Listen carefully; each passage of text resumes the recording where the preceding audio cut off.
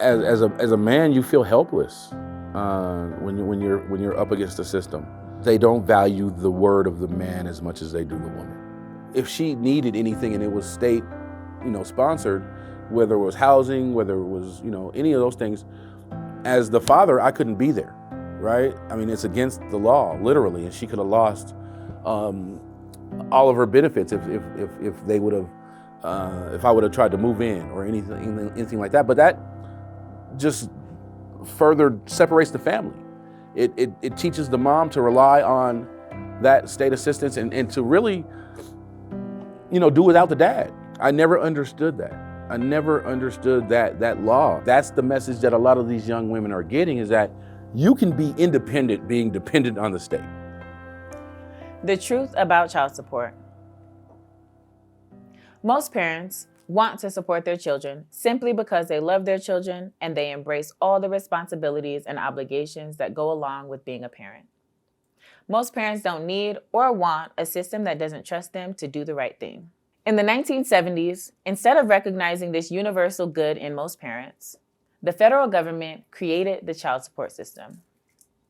Basically, the federal government didn't trust low-income, typically fathers of color, to live up to their obligations, nor did it believe single, low-income mothers of color could support their children without the help of a man or government. Put another way, the federal government wanted a way to recover the expense of welfare to single mothers and chose to recover that expense from the single, low-income fathers. The problem is that child support was designed as an enforcement system. It was created to believe the worst in parents, not the good in parents. The result is a system that often pits parents against one another, instead of encouraging them to work together to do their best.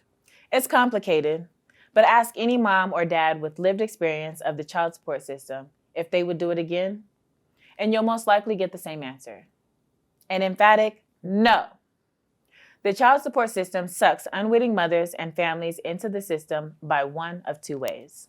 If the mom is getting TANF or other public assistance, she's told that if she wants to continue to receive it, then she needs to open a child support case.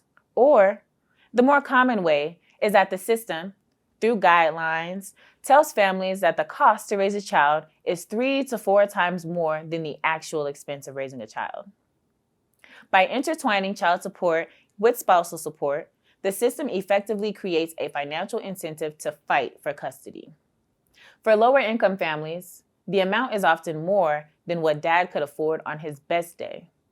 And mom's expectations are set unrealistically high with the system's promise that it will make dad pay.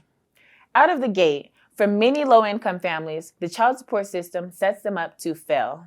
For middle and higher income families, inflated amounts shift the focus from the children to the parents. It puts children in the middle of their parents' conflict to be mistreated as a prize.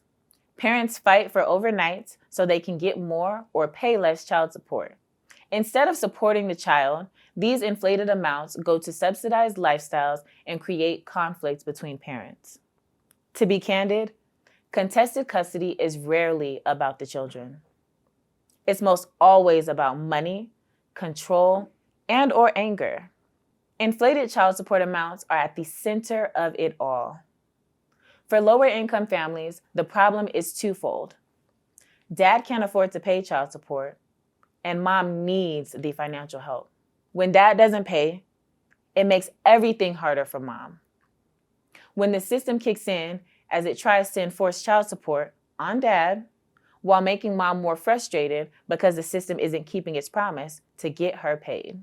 Instead of encouraging parents who are already struggling to survive to work together, give each other grace and do their best.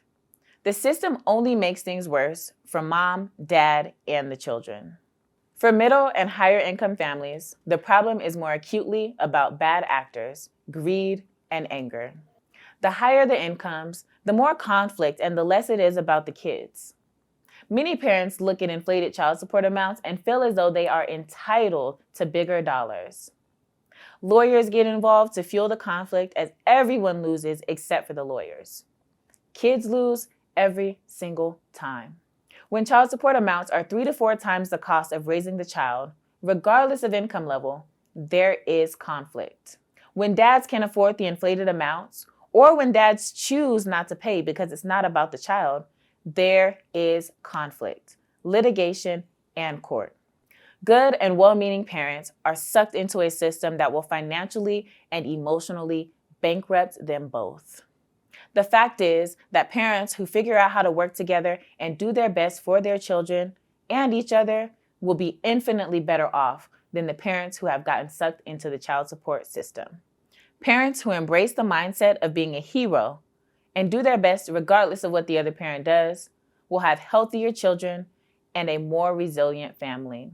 The truth is, most moms and dads are good, loving parents who want the best for their children, will do their best to support their children to the best of their ability. Hero parents aren't worried about child support. Hero parents choose to share their child's specific expenses. Hero parents share more when they earn more and help the other out when needed. Hero parents invest in and save for their children as they think best, because hero parents work as a team and put a priority on peaceful co-parenting. Their children are happier and more resilient as they thrive in healthy relationships with both parents.